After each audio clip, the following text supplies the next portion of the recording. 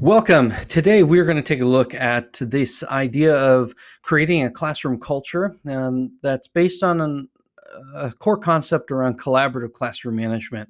I'll talk a little bit today about using a social contract as a way to connect students and teachers together right from the start, but then also look at a strategy from Larry Thompson, former Kansas principal, who talks about responsibility centered discipline in the classroom. So let's get started.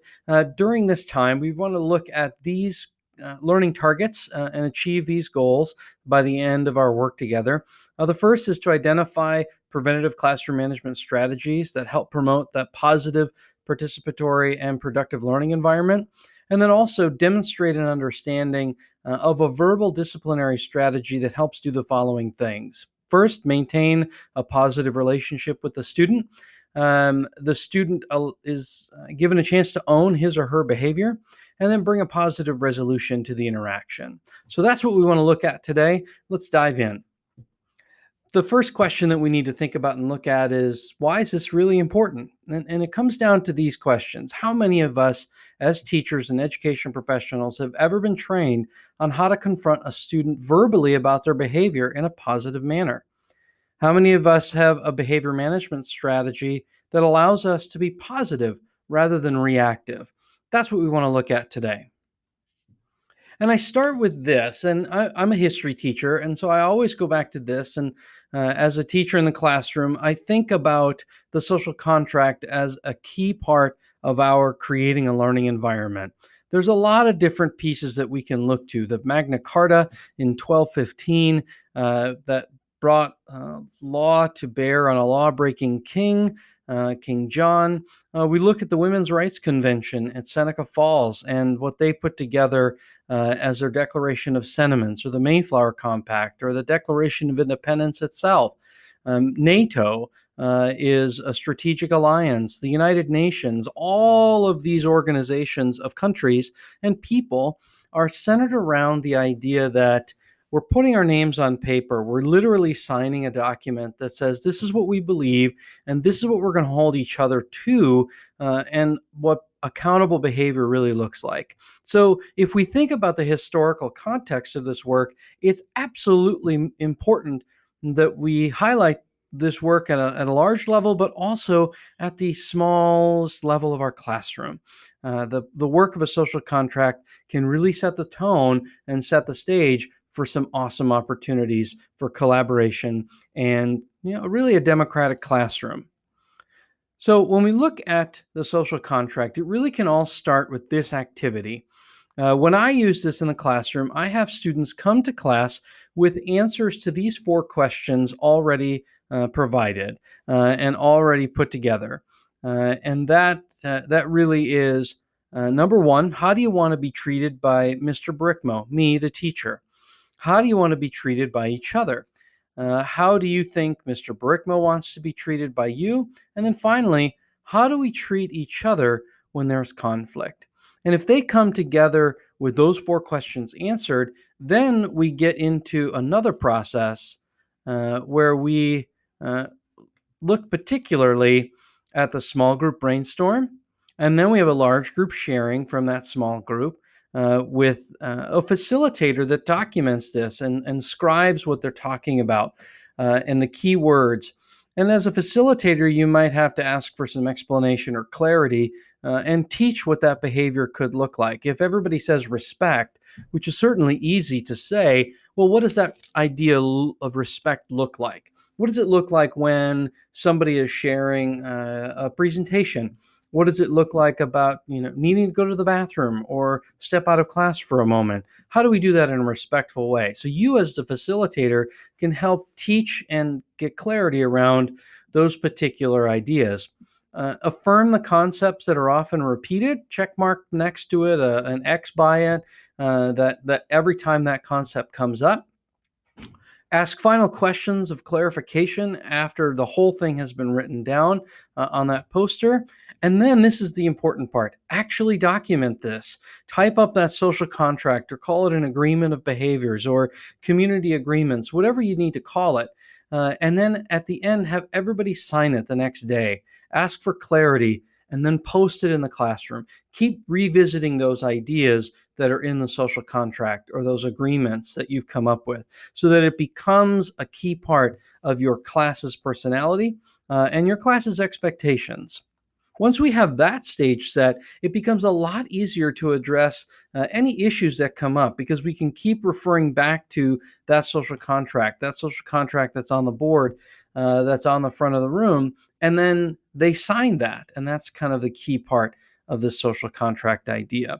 But once that's been established, now we have to look at prevention strategies. And these are the five things that I think really are important. Number one, establish clear expectations and norms. Hopefully, we've done this by doing the social contract. And then set the students up for success by front loading the expectations. If we're going to be going on a field trip, if we're going to be having a speaker in class, if we're going to be sharing with each other our projects, front load those expectations and say out front from the beginning, this is what we know is going to be successful. Design a room arrangement that facilitates proximity for you as a teacher and not that unidirectional learning. I'm the teacher teaching you, the students. Set your classroom up so that they feel as though it's theirs. So they feel as though it is a democratic process and that learning is everybody's responsibility and not just from the teacher to the student.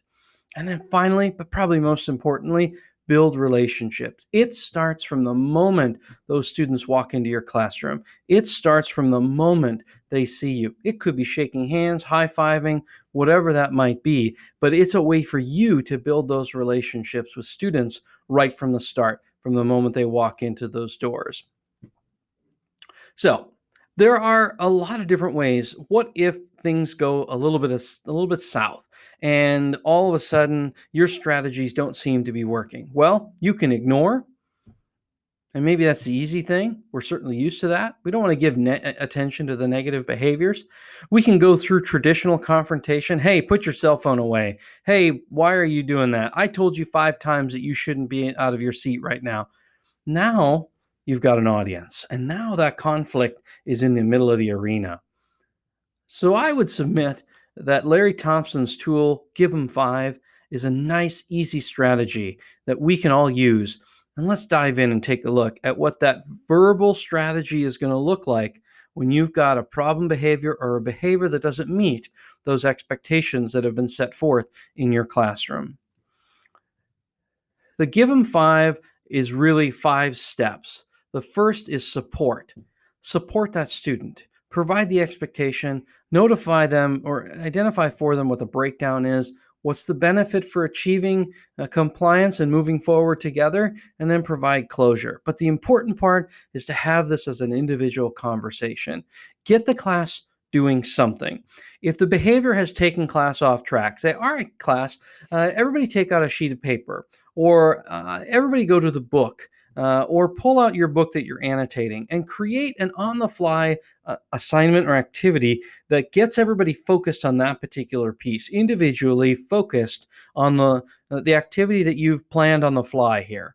And then take that opportunity to talk privately and directly to the student whose behavior is really putting the classroom learning on hold. And keep a positive, nurturing, and unconditional regard for the student at the forefront of your mind in this interaction. So we've got the behavior that has shifted our class's attention. We get the class doing something different. We talk directly and privately to that student with a positive, nurturing, and unconditional regard for that student. And then we go through the 5 steps. So this is the strategy. You can use a supportive statement to start out. When we're looking at the strategy itself, by using a supportive statement, you can begin the conversation with that supportive statement about the student. It's going to be hard in some cases to come up with something, but do come up with something. It's going to go a long way in the conversation to make it productive and constructive. The second and third can kind of be interchangeable, but the second, describe that expectation breakdown. This is where you explain what took place to the student. Keep it matter of fact and specific as possible, and then describe that expectation. It's important here to state your expectations so it's clear to the student what behavior you want or expect. And then, number 4, identify the benefit.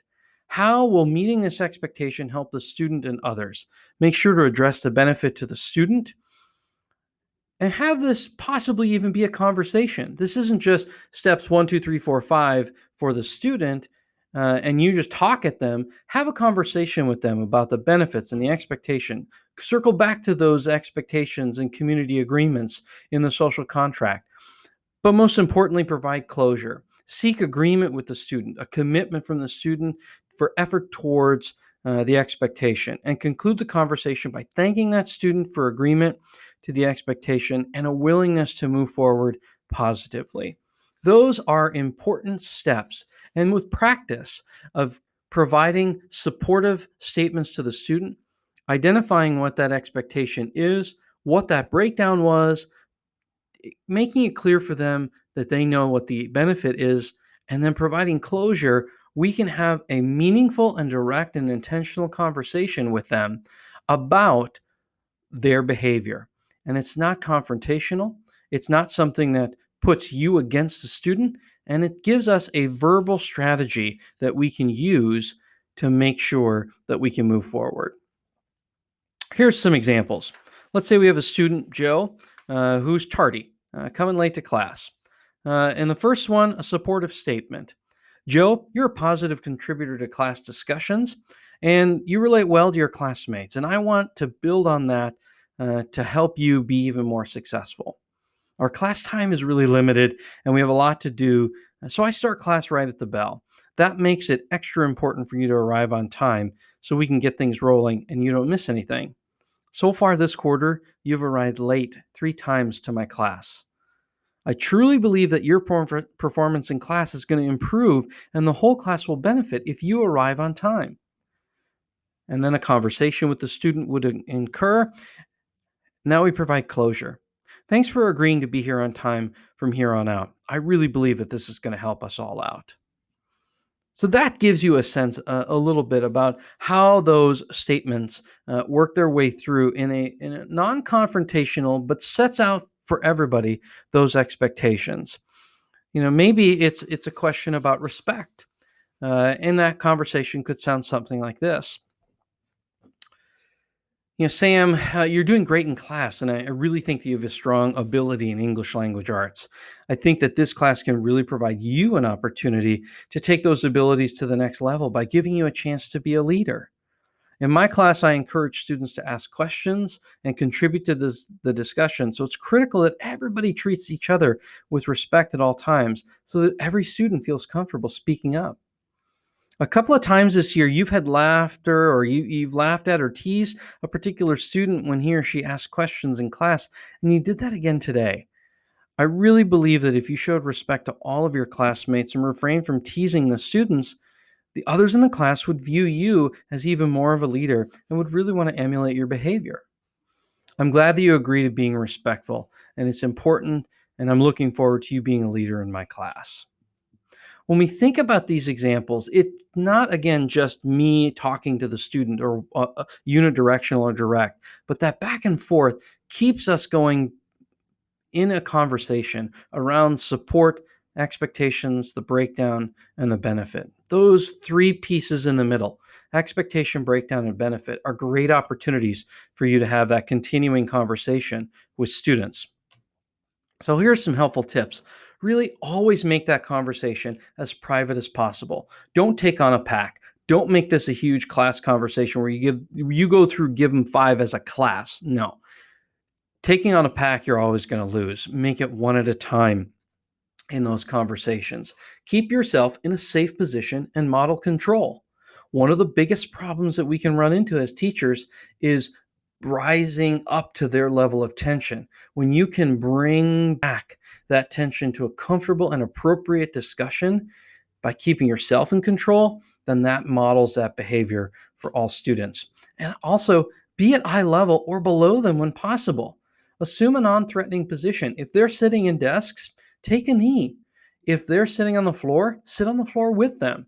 When we eliminate this, I'm standing up above you, and I'm literally above you and figuratively above you in terms of power, then you have a power struggle from the start. Get on eye level with the students and assume that non-threatening position. Don't cross your arms, put them at your sides, at your back.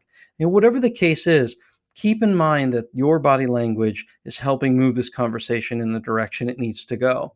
And a low and almost whispering voice is really very effective. It forces them to focus and listen in. Squaring up in a chair and making eye contact also raises the stakes and says, this is important for me, but it's also important for you to be a part of this process. And finally, and most importantly, don't touch the child. You don't want to get into a situation where now that physical contact has turned, that give them five strategy has turned into a threat or a possible scenario where a student might think they're under threat. When we think of this, there's levels of compliance, right? The student and teacher works well together and closure happens quickly. Level 2 raises the stakes. They complain, they argue, they struggle, but they come around. Restart that conversation when it comes to that point.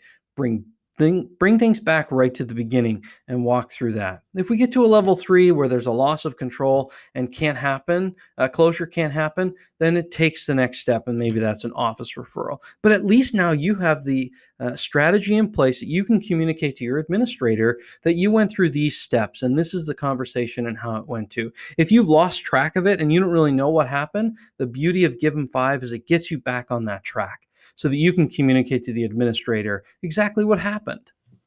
Because really, when it comes down to it, if we set things up at the beginning and we say we're going to prevent behavior by establishing a social contract, and when that social contract is violated, now we have the Give 'em 5 strategy, that really puts everybody in a great position for success. Let's go back to what we started with. We wanted to identify classroom management strategies that help promote a positive, participatory, and productive learning environment. Really hope that the social contract and the Give 'em 5 strategy has been that in our learning today, because that really is the core. A verbal disciplinary strategy that maintains a positive relationship with the student, where the student owns his or her behavior and brings a positive resolution to the interaction. I really hope that this allowed us to do that today, and look to the resources in this learning module for more information.